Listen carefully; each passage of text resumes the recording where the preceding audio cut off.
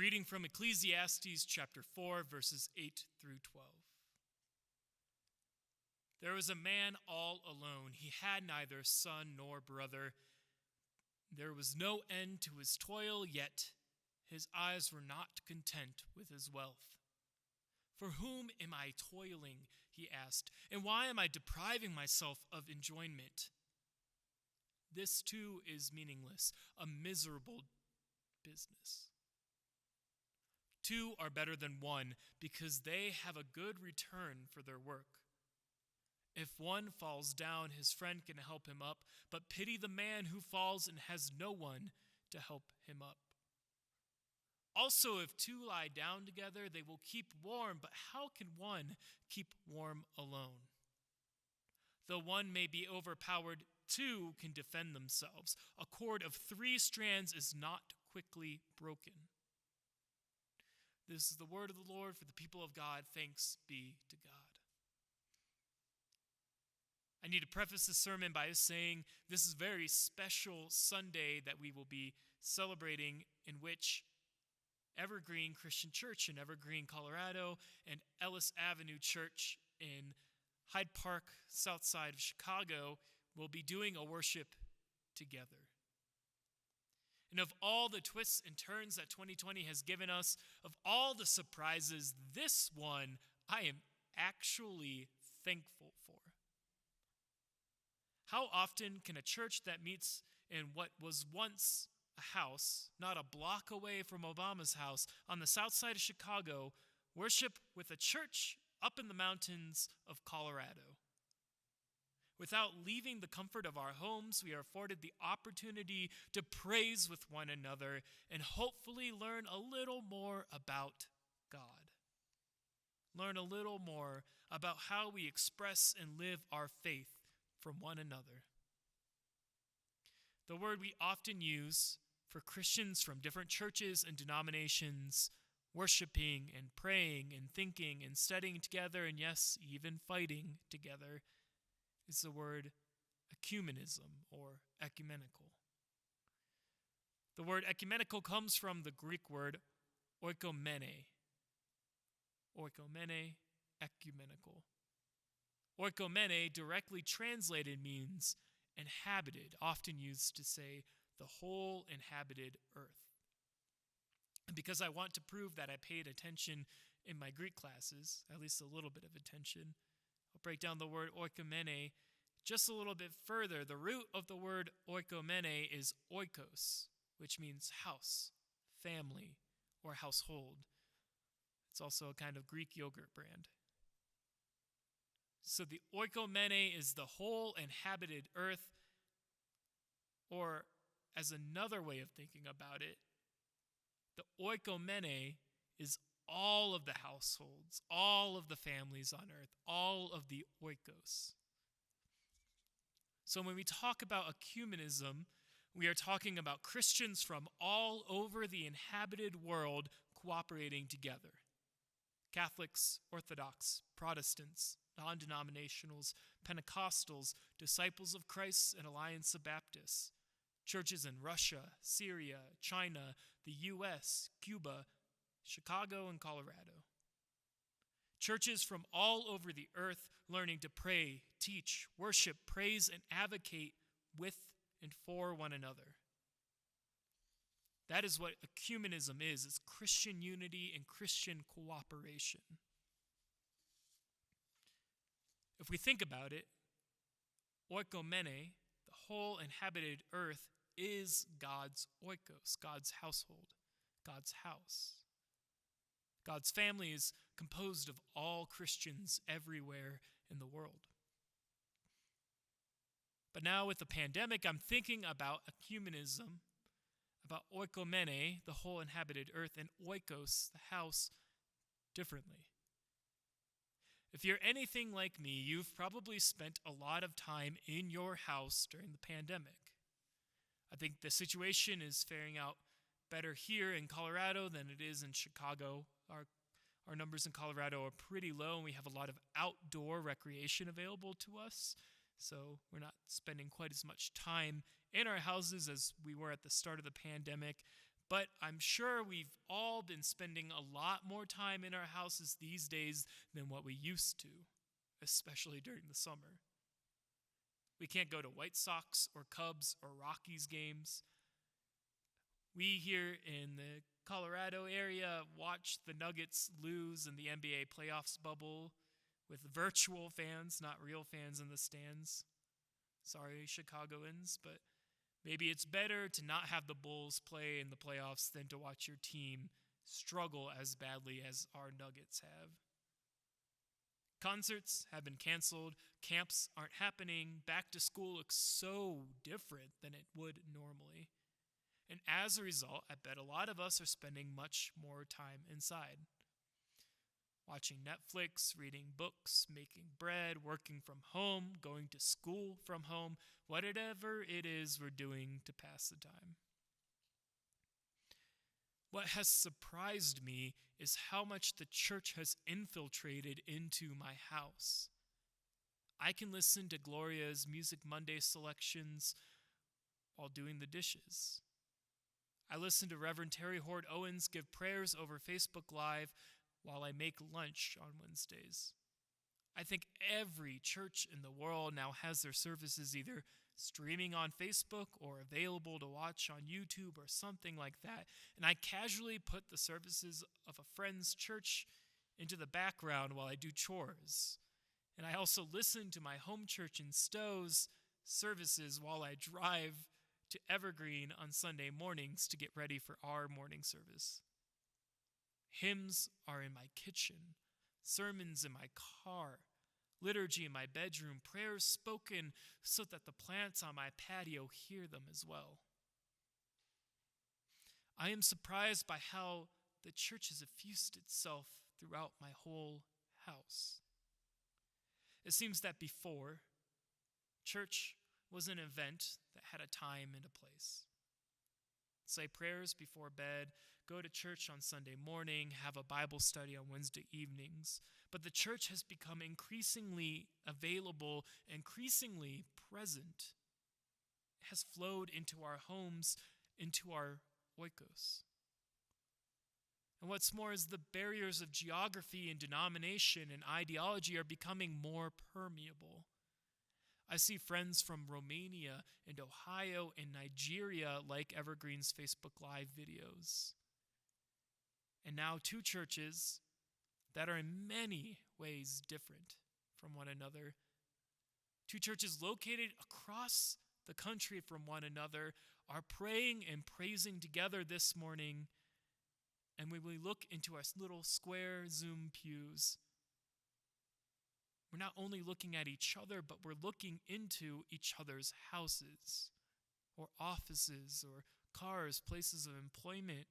We see each other's dinner tables, each other's families. We have been invited to be the church in one another's homes. The oikomene, the whole inhabited earth, has come into each other's oikos, into each other's houses, and done so to praise and worship and to pray.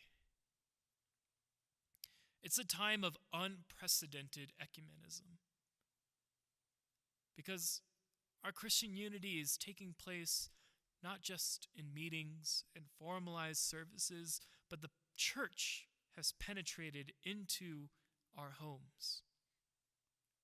When seemingly the entire world is conflicted and afflicted by the coronavirus, we find it new and novel ways to be united and present. The church has come into our home, and we are being invited into each other's homes. God is present in our kitchens and bedrooms and living rooms, offices and cars, always has been, but now we really know God is present. Every place we reside has become a sanctuary. Every moment in our lives is equipped for prayer and worship, and every moment becomes an opportunity to walk closer with God together. This passage from Ecclesiastes reminds us why ecumenism is so important, why Christian unity and cooperation is so important. why worshiping, praying, and praising together is so important. The scripture says, the person who toils all alone, who works themselves to the bone and has nobody to share it with, that person who amassed fortunes and wealth but has no friends or families to partake in it with, they will not enjoy it. The good book says this too is meaningless. It's miserable business. Ecclesiastes reminds us that joy comes from sharing what we have with others. It reminds us that our gifts and talents are not to be hoarded, but are to be enjoyed with others. And so it is with the church. Our understanding of God, our traditions and hymns and talents are to not be hoarded and controlled, but are to be shared with others. By sharing our understanding of God, by sharing our worship of God with others, our lives are enriched and filled. By sharing our worship with others, we understand better why we worship the way we do. By sharing how God has blessed us, we become more thankful for those blessings. In giving, we are receiving. It's more than that, though. Sharing with others does not only enrich our lives, but is also necessary for our survival. The theme of this passage is not only are we stronger together, but we need each other.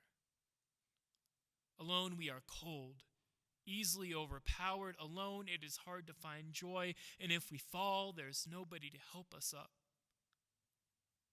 But when we're together, we keep each other warm. We defend one another. We find joy in sharing with each other, and if we fall, our brother, sister, friend will pick us up. This is a time when we need each other. We need each other right now. For many of us, money might be tight. We're worried about what to do, about our kids going back to school or us going back to school. We don't have the same sense of security that we once had. We need each other. We need somebody by our side to pick us up when we're down, somebody to keep us warm when we're cold, somebody to share our pain and share our joy with. As Christians, we need each other because without sharing worship and prayers and praise for God, our understanding of God is incomplete. We need each other because Christ said, where 2 or 3 are gathered in my name, I am there among them. We need each other because our worship becomes richer and more beautiful when we worship together. When we share our faith with one another, we become stronger in our faith. We walk more closely with God. We learn more about God, and perhaps we find a new way of praising and praying that resonates with our souls. Out of all the twists and turns and surprises of 2020, this time of unprecedented ecumenism is my favorite. The way the church from all over the oikomene, all over the inhabited earth, has started to penetrate our homes, our oikos. That is my favorite thing that has happened in 2020. My prayer is that whatever happens after this pandemic, we continue inviting Christians from all over the world into our homes. And with the grave news of another police shooting of an unarmed black man, we need each other to share our joy and our sorrow and the ways we understand God to get us through this struggle. We need to share those with one another. I pray that worship and prayer penetrates every aspect of our lives, that we continue to share our work, our joy, and our understanding of God, and we continue sharing and worship together. If we worship together, if we learn from one another, praising together, we will not only survive in the midst of troubles, but we will increase in joy and walk more closely with God.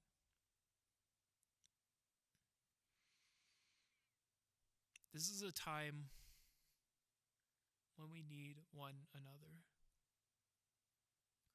When the world so often feels hostile,